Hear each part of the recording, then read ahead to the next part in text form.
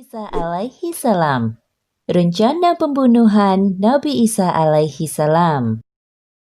Kisah ini disebutkan beberapa kali dalam Al-Quran. Salah satunya pada surat An-Nisa ayat 157 hingga 159. Dakwah Nabi Isa alaihi salam kepada kaumnya berjalan baik. Terbukti bahwa pengikut Nabi Isa semakin bertambah dengan bantuan dari Hawariyun.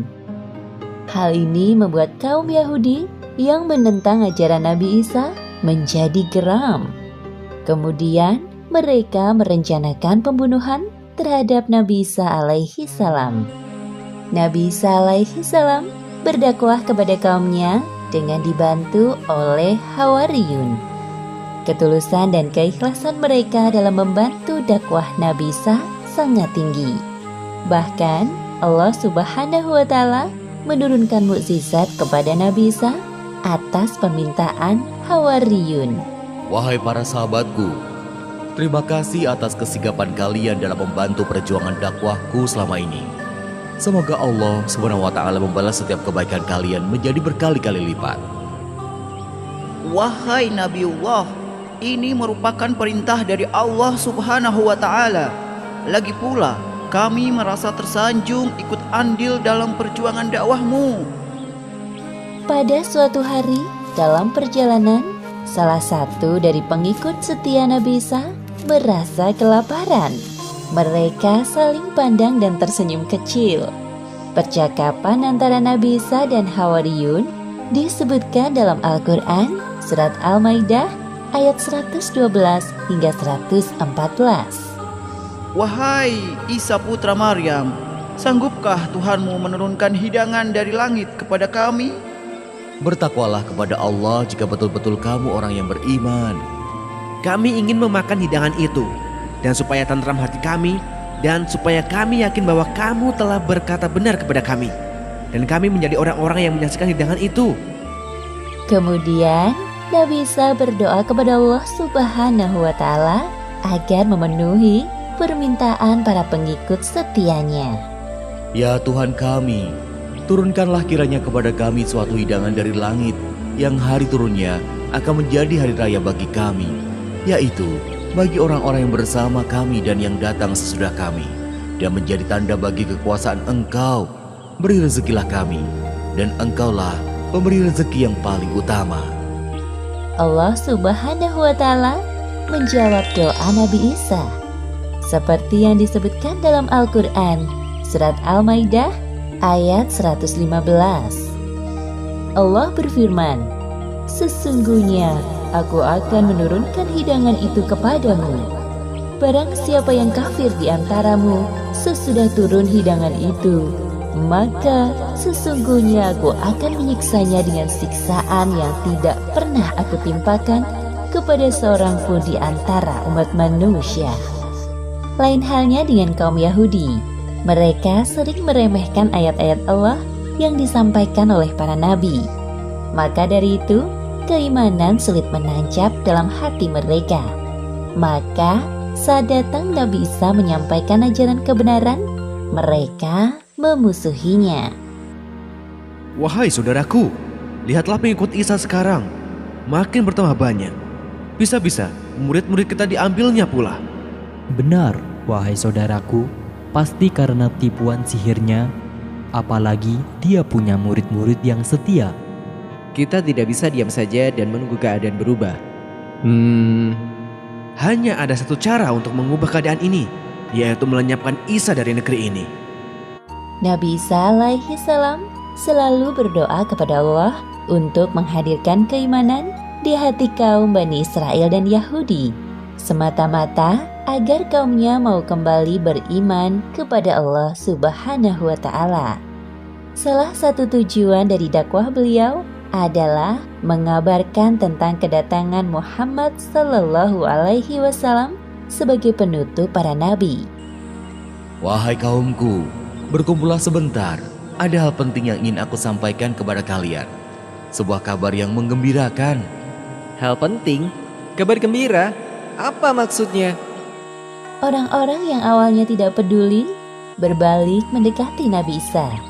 Mereka penasaran dengan kabar yang akan disampaikan Nabi Isa. Kabar gembira apa, wahai Isa? Cepat katakan, jangan membuang-buang waktu kami. Iya, cepatlah katakan sekarang. Wahai kaumku, cepat atau lambat, kelak saat ajal tiba, aku akan meninggalkan kalian. Aku tidak ingin kalian menjadi kaum yang zalim selama-lamanya. Hal penting yang ingin aku sampaikan ini adalah tentang Rasul penerusku. Beliau adalah Rasul penutup para nabi. Maksudmu Rasul terakhir? Iya, benar. Namanya Ahmad atau Muhammad. Dia lahir di daerah yang tumbuh banyak pohon kurma. Apa? Tidak mungkin. Kenapa tidak di sini? Dari keturunan bangsa kita. Omong kosong dengan semua itu. Wahai Isa, kami tidak percaya perkataanmu sedikit pun. Apakah engkau ingin memecah belah bangsa kami dengan mengatakan hal itu? Wahai Isa, kita ini Bani Israel, bangsa terbaik dari yang terbaik. Sudah, mari kita bubar. Ternyata benar dugaanku. Isa hanya membuang-buang waktu kita saja. Wahai kaumku, semua yang aku sampaikan ini adalah... Belum sempat Nabi Isa menyelesaikan perkataannya, kaumnya pergi. Wahai kaumku, bersikap lemah lembutlah kalian terhadap sesamamu. Jangan sekali-kali kalian menindas orang yang tidak bersalah. Sesungguhnya, ajaran Allah sangat membenci kekerasan terhadap semua makhluknya. Bicara apa sih dia? Mengganggu pekerjaan kita saja. Ajaran Nabi Isa yang ditentang oleh kaum Yahudi adalah tentang riba, yakni mendapatkan tambahan keuntungan dengan cara yang curang. Seperti yang disebutkan dalam Al-Quran surat An-Nisa ayat 161. Dan disebabkan mereka memakan riba, padahal sesungguhnya mereka telah dilarang daripadanya. Dan karena mereka memakan harta orang dengan jalan yang batil. Pada masa itu, sekitar tahun 63 sebelum Masehi, negeri Palestina berada di bawah kekuasaan Romawi yang kejam. Setiap orang yang melakukan pemberontakan terhadap kerajaan akan dijatuhi hukuman salib. Sementara itu, beberapa orang Yahudi sedang berdiskusi untuk melenyapkan Nabi Isa alaihi salam yang dirasa mereka telah banyak bertingkah. Wahai saudaraku, ajaran Isa benar-benar telah merugikan kaum kita. Betapa tidak, apa-apa dilarang. Kalau begini caranya, semakin sempit ruang gerak kita untuk berkuasa. Benar sekali yang engkau katakan. Wahai saudaraku, sekarang para pendeta risau dengan keberadaan Isa. Karena kehadiran Isa telah mengusik ketenangan hidup kita, maka sekarang saatnya kita melenyapkannya dari negeri ini. Mereka berpikir untuk membunuh Nabi Isa dengan cara menghasut pihak kerajaan. Jadi seolah-olah mereka tidak terlibat dalam pembunuhan Nabi Isa. Kaum Yahudi berhasil menjebak Nabi Isa alaihi salam dengan tuduhan yang tidak benar kepada pihak kerajaan. Alhasil, Nabi Isa dicari-cari oleh tentara Romawi. Wahai para tentara, tangkap Isa dan bawa ke hadapanku. Siap, laksanakan perintah. Sementara itu, Nabi Isa bersama Hawariyun telah bersembunyi ke tempat yang aman setelah mendengar kabar bahwa Nabi Isa menjadi buronan pihak kerajaan. Wahai rakyat Palestina, barang siapa di antara kalian yang mengetahui keberadaan Isa putra Maryam dan bersedia melaporkannya kepada kami, hadiah besar dari kerajaan menanti kalian.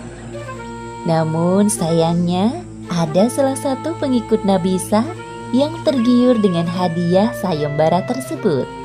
Ia berkhianat dan memberitahukan tempat persembunyian Nabi Isa kepada tentara Romawi. Sebelum tentara Romawi mendatangi tempat persembunyian Nabi Isa, Allah Subhanahu wa Ta'ala telah menyelamatkan Nabi Isa. Seperti yang disebutkan dalam Al-Quran, surat An-Nisa ayat 158. Tetapi yang sebenarnya Allah telah mengangkat Isa kepadanya. Wahai Isa, keluarlah dari persembunyianmu. Engkau telah terkepung. Engkau tidak bisa lari lagi dari kami.